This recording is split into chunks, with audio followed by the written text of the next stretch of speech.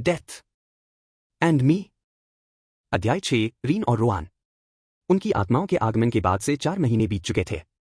Reign जितना हो सके सोता था। जागते समय वह आसपास के शब्दों को समझने की कोशिश करता था। आखिर यह एक बिल्कुल नई दुनिया है जिसकी भाषा भी अलग है। फिर भी चूंकि वह शब्दों को परिवेश से जोड़ नहीं पाता, इसलिए इसे सीखना उसके लिए बहुत मुश्किल है। अंततः रीन और मृत्यु के जन्म का दिन आ गया। प्रसव प्रक्रिया सुचारू रूप से संपन्न हुई और दोनों ने पहली बार बाहरी दुनिया देखी। खैर, वास्तव में केवल रीन ही इसे देख सका। ऐसा इसलिए क्योंकि मृत्यु अभी भी सो रही थी। ट्यूरिन और हमालिया यह देखकर हैरान रह गए कि वे जुड़वा हैं। लेकिन सबसे ज्यादा उन्हें मृत्यु की चिंता सता रही थी, जिसकी आंखें बंद थीं और वह बिल्कुल भी कोई आवाज नहीं कर रहा था। यह तो स्वाभाविक है कि जन्म के समय बच्चे रोते हैं, इसलिए मृत्यु का कुछ न करना एक बुरा संकेत था, या कम से कम उन्हें ऐसा ही लगा। तुरंत ही उन्होंने उसकी पीठ पर थप्पड़ मारना शुरू कर दिया, यह देखने के लिए कि क्या वह रोएगा। जाहिर है मृत्यु तुरंत जाग गया और दर्द से चीखने लगा। यह देखकर रीन जोर से हंस पड़ा। जहां तक उनके माता पिता की बात है, डेथ तो बस सामान्य रूप से रो रहा था। रीन के मामले में क्योंकि उसने एक बच्चे की तरह हंसी निकाली, इसलिए उन्हें लगा कि वह ठीक है। फिर मृत्यु ने उनके बीच के संबंध के माध्यम से उससे बात की। तुमने मुझे जगाया क्यों नहीं? रीन ने नाक सिकोड़ी। सपने देखते रहो। अगर मुमकिन हो तो मैं चाहूंगा कि तुम हमेशा के लिए सो जाओ। दोनों बच्चों को स्वस्थ देखकर तुरेन और हमालिया ने आखिरकार राहत की सांस ली। प्रसव में मदद कर रही दाई भी यह देखकर मुस्कुराई। लेकिन इसके तुरंत बाद उन्होंने एक बात पर ध्यान दिया। हालांकि बहुत कम ही सही, रीन के बाल बिल्कुल सफेद थे। वहीं डेथ के बाल गहरे काले थे। इस दुनिया में काले बाल होना कोई असामान्य बात नहीं है। लेकिन डेथ के बाल किसी भी आम इंसान के बालों से कहीं ज्यादा गहरे थे, इतने कि वे रीन के बालों की तरह ही अलग दिखते थे। अगर बालों का रंग अलग अलग न होता तो रीन और डेथ में कोई अंतर करना असंभव होता। इसके बाद ट्यूरिन ने उन दोनों की ओर देखा और मुस्कुराया। सफेद बालों वाले को रीन कहा जाएगा। रीन को ज्यादातर शब्द समझ नहीं आए, लेकिन अपना नाम पुकारा जाना उसे आसानी से समझ आ गया। उसने मौत की तरफ देखा और पूछा, क्या उसने वही नाम चुना है जो मेरे पिछले जीवन में था? मृत्यु की पुष्टि हो गई है। पुनर्जन्म का भाग्य से गहरा संबंध है। जो लोग अपने पिछले जीवन की ही जाति में पुनर्जन्म लेते हैं, उनके लिए अपने पुराने नाम को बनाए रखना आम बात है। बेशक ऐसा हमेशा नहीं होता, लेकिन इसकी संभावना बहुत अधिक होती है। साथ ही यदि आपका पुनर्जन्म किसी दूसरी जाति में हुआ होता, तो संभावना यही होती कि आपके माता पिता कोई दूसरा नाम चुनते। रीन ने कुछ देर सोचा और उसे जिज्ञासा होने लगी। मुझे आश्चर्य है कि तुम्हें किस नाम से पुकारा जाएगा। मृत्यु चौंक गई, लेकिन फिर उसने इस मुद्दे को नजरअंदाज कर दिया। वैसे भी उसका यहां ज्यादा देर रुकने का इरादा नहीं है, इसलिए उसे जो भी नाम मिले उससे उसे कोई लेना देना नहीं है। क्योंकि रीन और डेथ मन के माध्यम से संवाद करते थे, इसलिए उनके शब्द लगभग तुरंत ही आदान प्रदान हो जाते थे। हालांकि ऐसा लगता था कि उन्हें अधिक समय लगा, लेकिन यह बातचीत केवल 1 सेकंड में ही समाप्त हो गई। हमालिया ने मृत्यु की ओर स्नेहपूर्वक देखा और फिर सुझाव दिया, तो फिर इस छोटे बच्चे का नाम रोआन रखा जाएगा। रीन मौत के नए नाम को भी समझने में सक्षम था। खैर, मुझे लगता है कि एक अलग दुनिया में भी माता पिता द्वारा अपने बच्चों को मिलते जुलते नाम देना आम बात है। दूसरी ओर मृत्यु को वह विकल्प भयानक लगा। उन्होंने आपकी जैसी ही चीज क्यों चुनी? रीन जोर से हंस पड़ा। क्योंकि मैं तुम्हारा बड़ा भाई हूं। हा हा हा। मृत्यु के मुख में हल्की सी हलचल हुई। बड़े भाई, तुम बकवास हो। मैं इस तरह का समझौता कभी स्वीकार नहीं करूंगा। मैं तुमसे हजारों गुना बड़ा हूं। लेकिन रीन को इससे कोई फर्क नहीं पड़ता था। बहुत बुरा हुआ, जब तुम सो रहे थे मैंने यह सुनिश्चित कर लिया कि मैं सबसे पहले बाहर आऊं। तुम मेरी मां के गर्भ से कुछ मिनट बाद निकले। चाहे तुम्हें पसंद हो या न हो, मैं तुम्हारा बड़ा भाई हूं। ठीक है छोटे भाई रोआन, चलो मिलजुल कर रहें। मौत लगभग भड़क ही रही थी। कब से उसके साथ ऐसा बर्ताव किया जा रहा था? लेकिन वह जल्द ही शांत हो गया। छोड़ो इसे। मुझे जल्द से जल्द वापस जाने का रास्ता खोजना होगा। नहीं तो कोई और मृत्यु आत्मा मेरी जगह ले लेगी। फिर भी मैं पिछले ब्रह्मांड में वापस कैसे जा सकता हूं?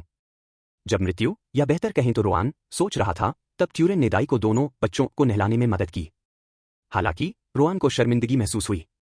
आखिरकार उसका दिमाग 31 साल का है। किसी के द्वारा उसके गुप्तांगों की सफाई करवाना कोई अच्छा अनुभव तो नहीं था। रोआन ने तो उन्हें अपनी मनमर्जी करने ही दी।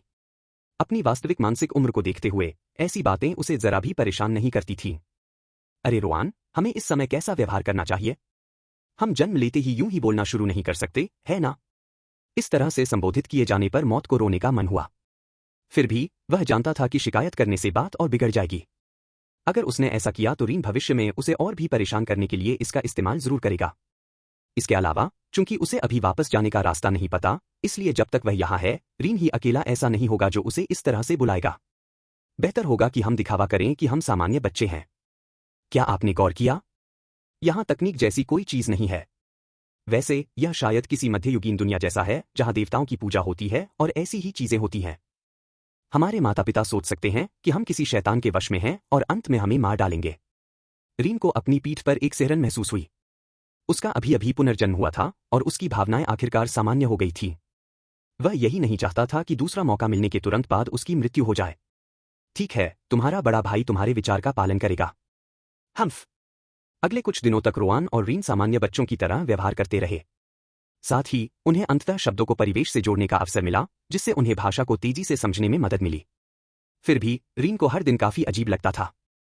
आखिर उसका खाना तो उसकी नई मां के स्तन का दूध ही तो था। दूसरी ओर रोआन को इन सब बातों की कोई परवाह नहीं थी। वैसे भी अब जब उसके पास एक असली जीवित शरीर था तो उसे दूध काफी स्वादिष्ट लगता था। आखिर उसे पहले कभी कुछ खाने पीने की जरूरत ही नहीं पड़ी थी। लेकिन जल्द ही उन्होंने एक उल्लेखनीय बात देखी। रोआन जो कुछ भी सीखता था, रीन भी वही सीखता था, और इसके विपरीत भी। यह निश्चित रूप से सफेद और काले रंग का वह धागा है जो हमारी आत्माओं को जोड़ता है। रीन ने रोआन की बात से सहमति जताई। लेकिन एक बात है जिसके बारे में मैं उत्सुक हूं। जब हमने एक दूसरे से दूर जाने की कोशिश की तो हम फिर से एक साथ आ गए। क्या इसका मतलब यह है कि अब जब हम पैदा हो चुके हैं तो हम दूर भी नहीं जा सकते? रोआन को उस प्रश्न का उत्तर नहीं पता था। मुझे नहीं लगता कि पुनर्जन्म के मार्ग में जिस तरह से हम एक साथ आए थे वैसे ही हम फिर से एक साथ आ पाएंगे। हालांकि इसका कम से कम एक दुष्प्रभाव तो जरूर होगा। शायद एक साथ चीजें सीखने की हमारी क्षमता कम हो जाएगी या कुछ ऐसा ही होगा। उन्हें मौका मिलने पर बाद में इसका परीक्षण करना होगा। अध्याय 7 वारेन जनजाति। रीन और रोआन के जन्म के 2 सप्ताह बाद ट्यूरेन और हमालिया ने उन्हें कबीले के बुजुर्गों के पास ले जाने का फैसला किया। परंपरा के अनुसार बुजुर्गों द्वारा नवजात शिशुओं को आशीर्वाद दिया जाता था। साथ ही उनकी योग्यताओं की परीक्षा भी ली जाती थी। आखिरकार यह साधना का संसार है। भले ही अधिकांश लोग खानों में काम करने या घर के काम करने में लग जाते, कबीले को ऐसे साधकों की भी आवश्यकता थी जो अपने घरों की रक्षा कर सकें। खेती करना हर किसी के बस की बात है, यह तो सर्वविदित है। लेकिन योग्यता में कई अंतर होते हैं। प्रत्येक नवोदित जीव की प्रतिभा ही यह निर्धारित करती है कि उसे खेती के लिए संसाधन आवंटित किए जाएंगे या उसे स्वयं ही व्यवस्था करनी होगी। जब वे बुजुर्गों के भवन में पहुंचे तो उन्होंने देखा कि वहां शिशुओं के साथ कई और माता पिता मौजूद थे। पता चला कि योग्यता परीक्षण महीने में केवल एक बार होता था, इसलिए सभी नवजात शिशुओं को एक ही समय पर लाया जाता था। इतनी कम उम्र में प्रतिभा परीक्षण कराने का कारण यह है कि उस समय शिशुओं का शरीर अपने सबसे शुद्ध रूप में होता है, संसार की अशुद्धियों से अप्रभावित। इससे परीक्षण अधिक सटीक होगा और प्रतिभा की अनदेखी करने या बिना प्रतिभा वाले बच्चे को पदोन्नत करने जैसी गलतियों से बचा जा सकेगा। ट्यूरेन और हमालिया अपने बच्चों को गोद में लिए अन्य अभिभावकों से खुशी खुशी बातें कर रहे थे। लगभग 1 घंटे बाद इमारत के दरवाजे खुले और अंदर मौजूद गार्डों ने सभी को अंदर आने के लिए आमंत्रित किया। पिछले महीने कुल 27 नवजात शिशुओं का जन्म हुआ, जो कि एक औसत संख्या है। सभी अभिभावक हॉल में चले गए, जहां 3 बुजुर्ग प्रतीक्षा कर रहे थे। उनमें से एक वारेन परिवार से थे, जो कबीले का मुखिया है।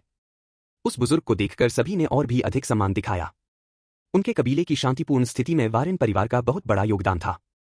कबीले के सभी सदस्यों के साथ समान व्यवहार करके उन्होंने कबीले के भविष्य के लिए अपना सर्वश्रेष्ठ प्रयास किया। यह समझना आवश्यक है कि अधिकांश जनजातियों के मुखिया अपने कबीले के सदस्यों से यथासंभव अधिक से अधिक धन वसूलते थे। वे भय के बल पर अपने कबीलों पर शासन करते थे और सबसे शक्तिशाली योद्धाओं को अपने पक्ष में रखते थे ताकि अन्य लोग विद्रोह न कर सकें। वारेन कबीले के सभी लोग इस बात से भली भांति परिचित थे, इसलिए वे समझते थे कि यहाँ जन्म लेना उनके लिए सौभाग्य की बात है। बेशक हमेशा ऐसा नहीं था। अतीत में वारेन जनजाति भी इसी तरह की दमनकारी व्यवस्था का पालन करती थी। वास्तव में तब इसे वारेन जनजाति नहीं बल्कि इरिक जनजाति कहा जाता था। लेकिन उनके निवासी एक खूनी लड़ाई में अपने विद्रोह में सफल रहे। हालांकि इरिक परिवार के पास सबसे शक्तिशाली योद्धा थे, लेकिन उन्होंने गलत अनुमान लगाया और सत्ता को केवल अपने परिवार के हाथों में ही केंद्रित रखा। इसी वजह से भले ही उनके पास सबसे शक्तिशाली योद्धा थे, लेकिन उनकी संख्या बाकी कबीले को रोकने के लिए बहुत कम थी। उस दिन पूरा इरिक परिवार मारा गया और उनके वफादार योद्धाओं को भी निर्वासित कर दिया गया या मार दिया गया। विद्रोह के नेता जूरी वारेन को फिर नया कबीले का नेता नियुक्त किया गया। बेशक सब कुछ अच्छा नहीं था। विद्रोह के बाद कबीले की कुल ताकत 50% से भी ज्यादा कम हो गई थी और आसपास के कुछ छोटे कबीले उनकी जमीन पर कब्जा करने की कोशिश करने लगे थे। सौभाग्य से जूरी वारेन एक समझदार व्यक्ति था। चूंकि विद्रोह अभी अभी समाप्त हुआ था, इसलिए दूसरे कबीलों को कुछ करने की कोशिश करने में कुछ समय लगेगा। इसलिए वह अगले ही दिन कबीले को छोड़कर ओलोट कबीले नामक एक दूर स्थित कबीले के पास चला गया। वह जनजाति भी बहुत छोटी थी और ऊपर से वे एक बेहद खराब जगह पर रहते थे। हालांकि जूरी वारेन पिछले 5 वर्षों से इस जनजाति के संपर्क में था। वह जानता था कि उनके लोगों के साथ उनका व्यवहार वैसा ही था जैसा वह अपनी जनजाति के साथ करना चाहता था। इसलिए उसने इस जनजाति के साथ एक समझौता कर लिया था। यदि वे इरिक परिवार की सत्ता को उखाड़ फेंकने में सफल हो जाते तो ओलोट जनजाति अपने सभी सदस्यों को जूरी की जनजाति में स्थानांतरित कर देती। ओलोट जनजाति इस सौदे को सहर्ष स्वीकार करने के लिए तैयार थी। अब तक वे जिस भूभाग में रह रहे थे वह फसलें उगाने के लिए बिल्कुल अनुपयुक्त था। हालांकि इरिक जनजाति का इलाका भी कुछ खास बेहतर नहीं था, लेकिन उनके पास कम से कम एक अयस्क खदान तो थी। यह विशेष रूप से इसलिए महत्वपूर्ण था क्योंकि जूरी वारेन ने योजना बनाई थी कि सभी सदस्यों के साथ वैसा ही व्यवहार किया जाए जैसा ओलोट जनजाति अपने सदस्यों के साथ करती थी। ओलोट जनजाति के बूढ़े नेता ने जूरी को मदद का प्रस्ताव भी दिया। वह विद्रोह में मदद के लिए अपनी जनजाति के कुछ सर्वश्रेष्ठ योद्धाओं को भेजना चाहते थे, लेकिन जूरी ने इसे ठुकरा दिया। ओलोट जनजाति भले ही देखने में कितनी भी बुरी क्यों न लगे, कम से कम उनका जीवन इतना बुरा नहीं था। अगर वे अपने विद्रोह में असफल हो जाते तो ओलोट जनजाति के परिवारों को भी वही कीमत चुकानी पड़ती जो पुरानी इरिक जनजाति के परिवारों को चुकानी पड़ी थी। इरिक जनजाति की समस्या का समाधान इरिक जनजाति के परिवारों द्वारा किया जाना चाहिए, उसने यही कहा था। ओलोट जनजाति के नेता को जूरी पसंद आ गया और उन्होंने इस मामले में कोई जबरदस्ती नहीं की। आज आखिरकार उन्हें सफलता मिल गई, इसलिए ओलोट जनजाति ने तुरंत अपना सारा सामान समेटा और वहां से चले गए। जब वारेन जनजाति के निकट स्थित अन्य जनजातियों ने आक्रमण शुरू करने के लिए एकजुट होने का निश्चय किया तो उन्हें अचानक रुकना पड़ा। पुरानी इरिक जनजाति के बचे हुए योद्धाओं और ओलोट जनजाति के नए योद्धाओं को एक साथ मिलाकर वारेन जनजाति ने तुरंत इतनी शक्ति प्राप्त कर ली कि वह अपनी रक्षा कर सके। अन्य जनजातियां एकजुट होकर वारेन जनजाति पर कब्जा कर सकती थीं, लेकिन इसकी कीमत बहुत भारी पड़ती। इसके अलावा वे जनजातियां सचमुच सहयोगी नहीं थीं, वे सब भय के सिद्धांत पर चलती थीं, इसलिए शुरू से ही उन्हें एक दूसरे पर भरोसा नहीं था। संभावना यह थी कि उनमें से कुछ केवल मदद का दिखावा करतीं और बाकी जनजातियों के समाप्त होने का इंतजार करतीं, फिर बचे हुए लोगों को हटाकर सारा लाभ खुद ले लेतीं। इतने कमजोर गठबंधन और नई वारेन जनजाति की रक्षा करने वाली इतनी ताकत के साथ उनमें से कोई भी उस जनजाति का शिकार नहीं बनना चाहता था जिसे नुकसान उठाना पड़े। इसलिए कुछ घंटों के आंतरिक संघर्ष के बाद गठबंधन तुरंत भंग हो गया। ओलोट जनजाति के नेता ने खुशी खुशी अपने सदस्यों पर अपना अधिकार जूरी को सौंप दिया, जिसने बुद्धिमानी से पूरी जनजाति का मार्गदर्शन किया और आज तक वे सद्भाव से रह रहे हैं। पहले तो ओलोट जनजाति के सदस्य वारेन जनजाति के सदस्यों द्वारा दमन किए जाने से भयभीत थे, लेकिन जूरी वारेन ने एक कठोर नियम बना दिया। अब न तो इरिक जनजाति है और न ही ओलोट जनजाति, केवल वारेन जनजाति ही है। जो भी इस तरह के कृत्य करते पकड़े जाएंगे उन्हें बिना किसी सवाल के जनजाति से निष्कासित कर दिया जाएगा। धीरे धीरे लेकिन निश्चित रूप से दोनों कबीलों के बीच तनाव कम हो गया। 20 से अधिक वर्षों के बाद उनके कई सदस्यों ने दूसरे पक्ष के सदस्यों से शादी कर ली या उनसे दोस्ती कर ली। यह कहा जा सकता है कि इरिक या ओलोट कबीला अब अस्तित्व में नहीं था, केवल वारेन नामक एक ही कबीला बचा था। अध्याय 8 काला गोला। फिर तीनों बुजुर्गों ने आशीर्वाद देने की विधि का पालन किया। एक एक करके शिशुओं को आगे लाया गया और उनके माथे पर एक चिन्ह बनाया गया। कुछ अटपटे शब्द बोलने के बाद माता पिता बुजुर्गों को धन्यवाद देते और एक तरफ हट जाते। बस इसी तरह आशीर्वाद की प्रक्रिया पूरी हो गई। हालांकि रीन और रोआन को देखकर बड़े बुजुर्ग थोड़े हैरान रह गए। आखिर जुड़वां बच्चों को देखना तो रोजमर्रा की बात नहीं है, और वो भी इतने अद्भुत बालों के रंग वाले। एक का बाल बिल्कुल सफेद था और दूसरे का इतना गहरा कि बाकी सभी काले बालों वाले लोग उसके सामने फीके पड़ जाते थे। फिर भी बात यहीं खत्म हो गई। ऐसा नहीं है कि सिर्फ इस वजह से उनके साथ अलग व्यवहार किया जाएगा, इसलिए बड़ों ने जल्दी से रीन और रोआन को भी आशीर्वाद देना समाप्त कर दिया। उसके बाद माता पिता को हॉल के केंद्र में ले जाया गया। वहां एक काला गोला था जो क्रिस्टल गोले जैसा दिखता था। फिर भी मृत्यु, या बेहतर कहीं तो रोआन ने उससे एक विचित्र शक्ति निकलते हुए महसूस की। उस गोले में पर्यावरण के समान ही ऊर्जा है। रीन की जिज्ञासा तुरंत जाग उठी। पिछले 2 हफ्तों में उसकी और डेथ दोनों की मेहनत रंग लाई। हालांकि वे अभी तक अपने माता पिता की भाषा नहीं बोल सकते, लेकिन कम से कम थोड़ा बहुत समझ तो सकते हैं। उन्होंने गौर किया कि उनके माता पिता दोनों हर दिन रुककर इस अनोखी ऊर्जा को अपने शरीर में समाहित करते थे। दरअसल रोआन की मदद के बिना भी रीन जल्द ही इस ऊर्जा को महसूस कर पाएगा। ऐसा इसलिए क्योंकि यह साधना के लिए आवश्यक ऊर्जा है, कुछ ऐसा जो कबीले में हर कोई हमेशा से करता आया है। उनके माता पिता को कबीले से साधना के लिए कोई संसाधन नहीं मिलते, फिर भी वे कम से कम आकाश और पृथ्वी से प्राकृतिक ऊर्जा को अवशोषित कर सकते हैं। इस संसार में साधना के अनेक क्षेत्र हैं।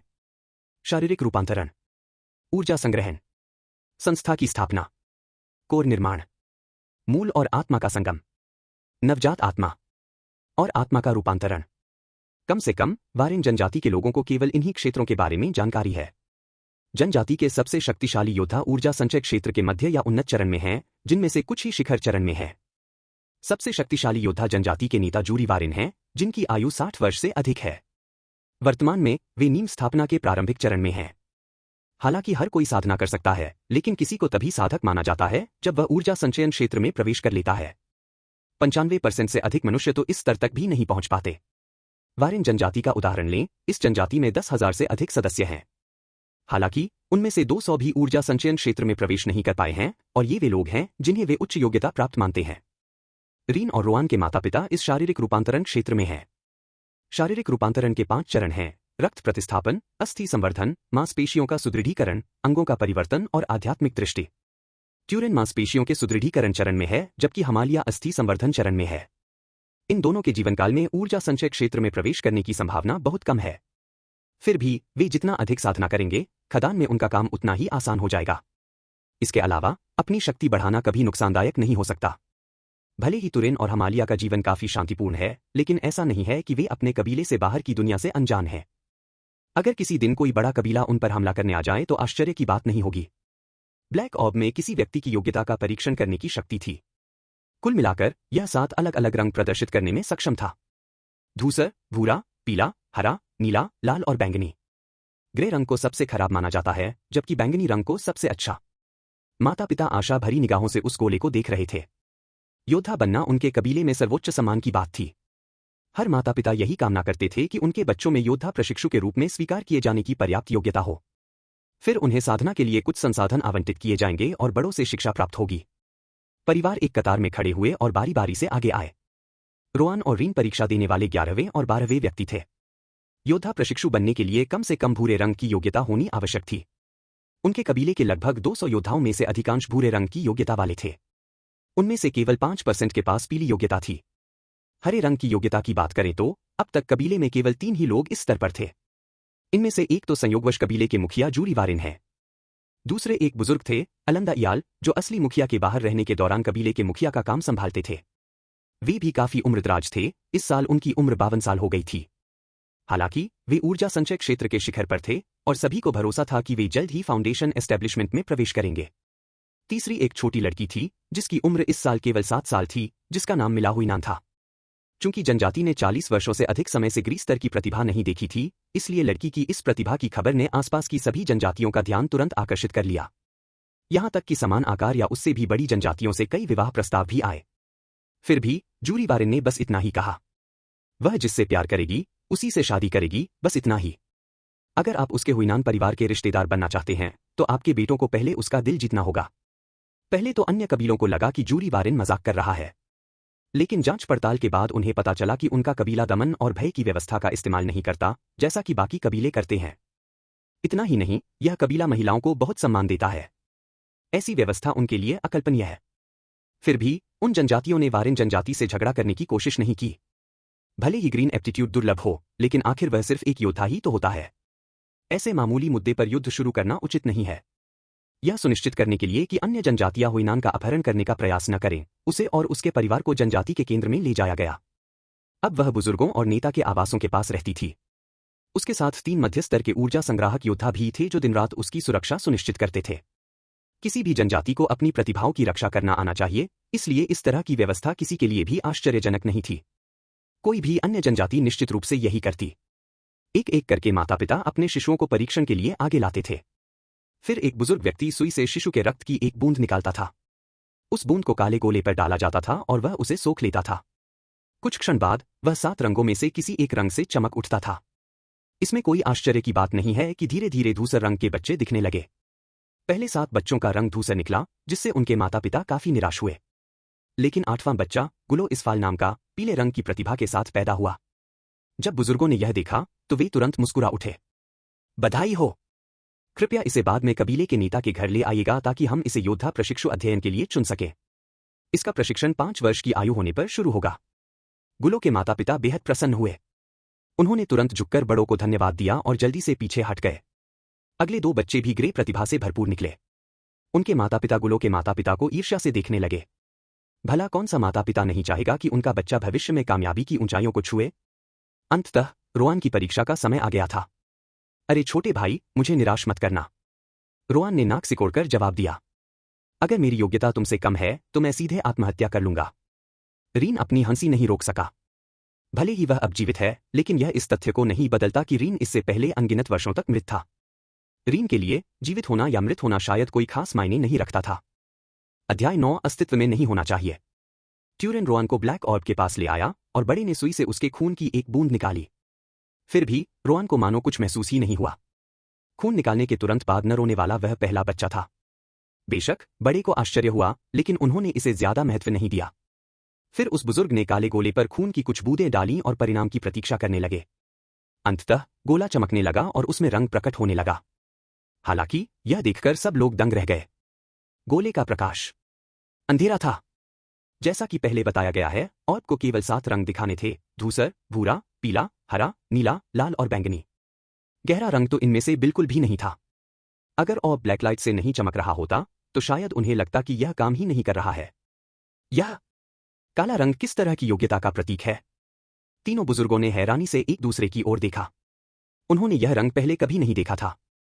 वे यह भी नहीं बता पा रहे थे कि यह अच्छा है या बुरा। तुरेन ने बड़ों की ओर देखा और जवाब की प्रतीक्षा करने लगा। खांसी, खांसी। अभी के लिए एक तरफ इंतजार कीजिए। हम बाद में आपके बच्चे को कबीले के नेता के पास ले आएंगे। तुरेन आश्चर्यचकित था। उसे उम्मीद नहीं थी कि वह महान जूरी वारेन से व्यक्तिगत रूप से मिल पाएगा। जूरी को वारेन जनजाति का उद्धारकर्ता माना जाता है, इसलिए सभी लोग उनका आदर करते थे।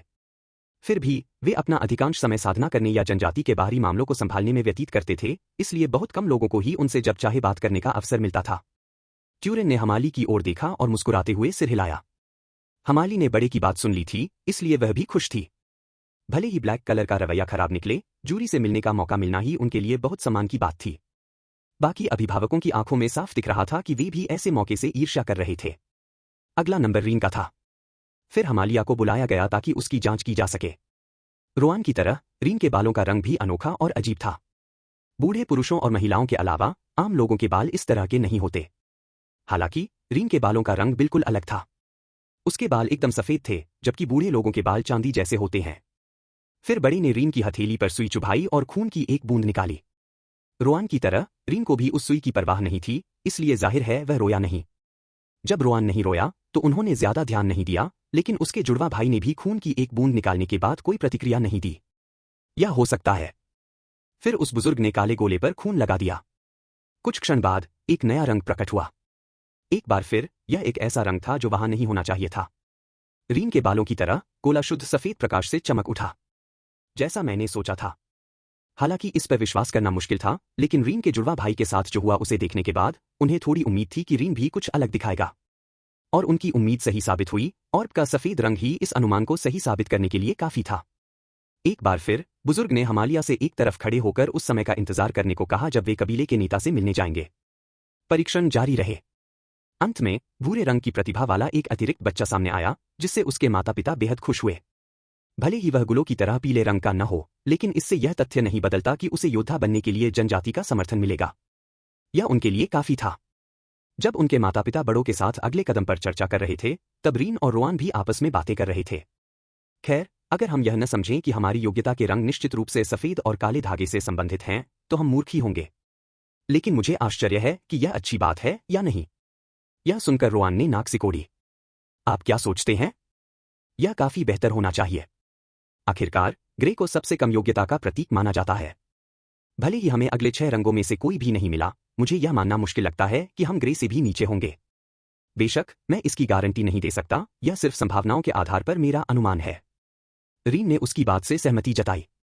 खैर, मैं इस साधना को आजमाना चाहता हूं। क्या आपको पता है कि यह कैसे किया जाता है? आपने कहा था कि उस समय आप हमारे पूरे ब्रह्मांड में आत्माओं को इकट्ठा करने के लिए जिम्मेदार थे। इसमें कोई शक नहीं कि आप पहले भी इस तरह की किसी चीज से टकरा चुके होंगे, है ना? रोआन ने तुरंत अपना सिर हिला दिया। हमारे ब्रह्मांड में आध्यात्मिक ऊर्जा जैसी कोई चीज नहीं है। इस बात की मैं आपको गारंटी दे सकता हूं। इसलिए मेरी जानकारी में किसी भी जाति ने पहले कभी साधना जैसा कुछ नहीं किया। उनका सारा विकास मनुष्यों सहित हजारों पीढ़ियों और एक अथाह समय में हुआ है। जिस तरह से वे इस शरीर रूपांतरण क्षेत्र के माध्यम से अपने शरीर की संरचना को बदल सकते हैं, वह वहां के लिए बिल्कुल अकल्पनीय है। यह जानकर रीन हैरान रह गया। हालांकि ऐसी कोई चीज पृथ्वी पर मौजूद नहीं थी, लेकिन कहीं और इसके मौजूद होने की संभावना तो बहुत अधिक थी, है ना? आखिर वे एक पूरे ब्रह्मांड की बात कर रहे थे। इसलिए यह तथ्य कि यह कहीं भी मौजूद नहीं थी, रीन को सचमुच चौंका गया। ऐसा लगता है जैसे हम सचमुच किसी दूसरे ब्रह्मांड में आ गए हों। रोआन ने इसकी पुष्टि की। मैंने तुम्हें पहले भी बताया था, यह केवल एक और ब्रह्मांड हो सकता है। अगर ऐसा नहीं होता तो ऐसा हो ही नहीं सकता था कि मैं अपनी आत्मा का पाताल लोक से जुड़ाव महसूस न करूं। उन शब्दों ने रीन को किसी और बात की याद दिला दी। ओह हाँ, क्या आपको कुछ मिला? आपने कहा था कि आप बाहरी दुनिया को देखने के लिए जन्म का इंतजार कर रहे थे। क्या आप वापस जा पाएंगे? रोआन ने अपना सिर हिलाया। नहीं, यहां कुछ भी नहीं है। इस समय मैं लगभग उसी आत्मा के समान हूं जो इस स्थान पर जन्म लेती है। मैं केवल इसके नियमों का पालन कर सकती हूं। एकमात्र अंतर यह है कि हम दोनों आध्यात्मिक ऊर्जा की उपस्थिति को पहले से ही महसूस कर सकते हैं। जहां तक मुझे पता है, 5 वर्ष की आयु से पहले यह संभव नहीं होना चाहिए। रीन ने रोआन की बात से सहमति जताई। बच्चों के योद्धा प्रशिक्षण की शुरुआत 5 वर्ष की आयु से ही होने का मुख्य कारण यह था कि वे उससे पहले आध्यात्मिक ऊर्जा की उपस्थिति को महसूस नहीं कर सकते थे। रीन के अनुमान के अनुसार इसका कारण शायद यह था कि उनके शरीर अभी तक इसे ग्रहण करने के लिए पर्याप्त रूप से विकसित नहीं हुए थे। हम बस इंतजार करके देख सकते हैं कि आगे क्या होता है। अध्याय 10 चमकीले रंग। उसी दिन रात को तुरेन और हमालिया रीन और रोआन को वारेन परिवार के घर ले आए। जूरी वारेन का घर कबीले के आम घरों से बहुत बड़ा नहीं था, न ही आलीशान था। जूरी विवाहित था, लेकिन उसके केवल 2 बेटे और एक बेटी थी। इसलिए उसके परिवार को छोटा तो नहीं कहा जा सकता था, लेकिन बड़ा भी नहीं। उनका सबसे बड़ा बेटा हिरो वारेन 28 साल का था और लिमन पर्वत पर स्थित खदान के प्रबंधन में मदद करता था। उसमें भी असाधारण प्रतिभा थी, इसलिए जूरी के स्पष्टवादी रवैये को देखते हुए उसे भी साधना संसाधनों तक पहुंच नहीं मिली। जूरी जानता था कि ये ठीक उसी तरह के कार्य थे जिनके कारण अन्य जनजातियों पर शासन करने वाले परिवार लालच में पड़ जाते थे। इसलिए उसने खुद को और किसी भी बड़े बुजुर्ग को ऐसा करने से मना किया। केवल उन्हीं लोगों को साधना संसाधन आवंटित किए जाएंगे जिन्होंने जनजाति की प्रतिभा परीक्षा उत्तीर्ण की हो, कोई अपवाद नहीं। बेशक भले ही यह बहुत अधिक न हो, जनजाति में काम करने वाले प्रत्येक व्यक्ति को अपने काम से कुछ न कुछ पैसा मिलता ही है। यदि वे व्यापारियों के आने पर साधना संसाधन खरीदने के लिए पर्याप्त बचत कर लेते हैं, तो यह उनकी समस्या है। जूरी और बुजुर्ग उन्हें अपने पैसे से जो चाहे करने से नहीं रोकेंगे। जूरी का दूसरा बेटा लारेन वारेन इस साल 24 साल का हो गया है। सौभाग्य से उसका जन्म भूरी प्रतिभा के साथ हुआ था, इसलिए उसे भूरी प्रतिभा वाले योद्धाओं के लिए निर्धारित साधना संसाधन भी प्राप्त हुए। जहां तक उसकी सबसे छोटी संतान, उसकी बेटी की बात है, वह 19 साल की हो चुकी थी और शादीशुदा थी, इसलिए वह अब उनके घर में नहीं रहती थी। हालांकि वह भी धूसर प्रतिभा वाली लड़की थी। उनके 2 बेटों में से केवल सबसे बड़े बेटे की ही शादी हुई थी, लेकिन पर्याप्त जगह होने के कारण वह अब भी अपने पिता के घर में ही उसके साथ रहता था। जूरी को इससे कोई आपत्ति नहीं थी। आखिरकार उसे अपने परिवार की मौजूदगी अच्छी लगती थी। जूरी के घर के अंदर ट्यूरेन और हमालिया अपने बच्चों को गोद में लिए हुए बेहद घबराए हुए थे। वारेन परिवार का एक बुजुर्ग सदस्य भी उनका मार्गदर्शन करने के लिए वहीं मौजूद था। आपका परिवार यहाँ बैठक कक्ष में इंतजार कर सकता है, मैं अपने पहले भाई को बुलाता हूँ। इस बड़े भाई का नाम तिरिन वारेन था, जो जूरी का दूसरा भाई था। रीन का परिवार लगभग 10 मिनट तक इंतजार करता रहा। आखिरकार उन्होंने तिरिन को एक ऐसे व्यक्ति के साथ वापस आते देखा जो लगभग 30 वर्ष का लग रहा था। उसके बाल छोटे थे और आंखें तेज थीं। बेशक वह व्यक्ति जूरी वारेन के अलावा और कोई नहीं था। जूरी को फाउंडेशन एस्टेब्लिशमेंट क्षेत्र में प्रवेश मिल जाने के कारण उसकी आयु में 50 वर्ष की अतिरिक्त वृद्धि हो गई। यही कारण था कि वह अपने दूसरे भाई से भी अधिक युवा दिखाई देता था। पिछले 2 क्षेत्र बॉडी ट्रांसफॉर्मेशन और एनर्जी गैदरिंग साधना जगत के द्वार माने जाते हैं, लेकिन इनमें किसी की आयु बढ़ाने की शक्ति नहीं होती। यद्यपि एनर्जी गैदरिंग क्षेत्र में प्रवेश करने पर लोगों को साधक माना जा सकता है, लेकिन केवल फाउंडेशन एस्टेब्लिशमेंट या उससे उच्च स्तर के साधकों को ही महत्वपूर्ण माना जाता है। अंततः केवल आयु में वृद्धि से ही कोई व्यक्ति इतना जी सकता है कि जीवन में बदलाव ला सके। जब जूरी ने ट्यूरिन और हमालिया के बच्चों को देखा तो वह भी आश्चर्यचकित रह गया। तिरिन मजाक नहीं कर रहा था, उनके बालों के रंग वाकई आकर्षक हैं। तिरिन के साथ परीक्षण के लिए रखे गए काले गोले को लेकर परिवार का एक नौकर भी मौजूद था। लेकिन उससे पहले जूरी रीन के परिवार के सामने बैठ गया और अपने सवाल पूछने लगा। उसने उनसे पूछा कि क्या उन्हें कोई आध्यात्मिक जड़ी बूटी मिली है या उनके शरीर में कोई अजीब बदलाव आया है। लेकिन कई दौर के सवालों के बाद तुरेन और हमालिया बस अपना सिर हिलाते रहे। जूरी को नहीं लगता था कि वे झूठ बोल रहे हैं। आखिर वह अपनी आध्यात्मिक इंद्रियों से उनकी साधना के स्तर को स्पष्ट रूप से देख सकता था। आध्यात्मिक बोध एक ऐसी क्षमता है जिसका उपयोग केवल ऊर्जा संग्रहण और उससे ऊपर के स्तर के साधक ही कर सकते हैं। नीम स्थापना के साधक के रूप में जूरी का आध्यात्मिक बोध और भी अधिक था। ठीक है, मुझे उनके टेस्ट देखने दीजिए। तिरिन ने सिर हिलाया और एक बार फिर जुड़वा बच्चों का खून इकट्ठा किया। पहले की तरह ही रोआन का प्रकाश शुद्ध अंधकार से चमक रहा था, जबकि रीन का प्रकाश बर्फ की तरह सफेद चमक रहा था। जूरी को यह मानना पड़ा कि उसने ऐसा पहले कभी न देखा था और न ही सुना था। फाउंडेशन एस्टेब्लिशमेंट स्तर और उससे भी बढ़कर ग्रीन टैलेंट होने के कारण एस्ट्रेक शहर के साधकों से उसके कुछ संपर्क थे। इसलिए उसने अगली बार शहर जाने पर इसके बारे में पूछताछ करने का फैसला किया। अभी मैं आपको यह नहीं बता सकता कि यह अच्छी बात है या नहीं, इसलिए मैं पहले अपनी जांच पड़ताल करूंगा। फिलहाल कोशिश करें कि ज्यादा ध्यान आकर्षित न करें और उनकी क्षमताओं के बारे में चुप रहें। अगर यह पुष्टि हो जाती है कि यह अच्छी बात है तो मैं उन्हें अपनी मुहर दे दूंगा। अगर ऐसा नहीं होता है तो वे बाकी सभी की तरह जनजाति के सदस्य बने रह सकते हैं। अपने घर लौट जाइए, मैं आपसे बाद में संपर्क करूंगा। तुरेन और हमालिया ने झुककर जूरी को धन्यवाद दिया। इसके बाद वे तुरंत अपने घर लौट गए। जूरी के घर के अंदर वापस आकर उसके चेहरे पर उदासी छाई हुई थी। तिरिन ने यह देखा और पूछे बिना नहीं रह सकी, बड़े भाई क्या कुछ गड़बड़ है? जूरी ने उसकी तरफ देखा और फिर अपना सिर हिलाया। कोई बात नहीं, मैं कल सुबह शहर के लिए रवाना हो जाऊंगी, इसलिए अलंडा से कह देना कि मेरे जाने के दौरान सब कुछ संभाल ले। अगर सब ठीक रहा तो मैं ज्यादा से ज्यादा 3 दिनों में वापस आ जाऊंगी। तिरिन को लगा कि कुछ गड़बड़ है, लेकिन उसने आगे पूछताछ नहीं की। उसका बड़ा भाई हमेशा कबीले की सुरक्षा को सर्वोपरि मानता था। अगर वह बात करने को तैयार नहीं था तो इसका कोई कारण जरूर होगा। तिरिन ने विदाई ली और थोड़ी देर बाद ही वहां से चले गए। अपने साधना कक्ष में जूरी रीन और रोआन की योग्यता के रंगों के बारे में विचार कर रहा था। मैंने सबको बताया था कि रंग उनकी क्षमताओं को दर्शाते हैं और यह बात गलत नहीं है, लेकिन मैंने उन्हें रंगों की तीव्रता के बारे में कभी नहीं बताया। उनके रंग सामान्य शिशुओं की तुलना में कहीं अधिक चमकीले थे। वैसे ऐसा तभी संभव हो सकता है जब वे आध्यात्मिक ऊर्जा को ग्रहण कर सकें, लेकिन वे तो अभी 2 हफ्ते पहले ही पैदा हुए हैं, तो यह कैसे संभव है? लगभग 5 साल की उम्र के बच्चों का ही शरीर इतना विकसित होता है कि वे इसे ग्रहण कर सके। जूरी इस समस्या के बारे में तब तक सोचता रहा जब तक कि उसने अंत में आह नहीं भरी। दोनों ही स्थिति में मुझे कुछ पूछताछ करने के लिए शहर जाना होगा। उससे पहले मुझे कोई उम्मीद नहीं रखनी चाहिए। अगली सुबह सूरज उगने तक जूरी जा चुकी थी।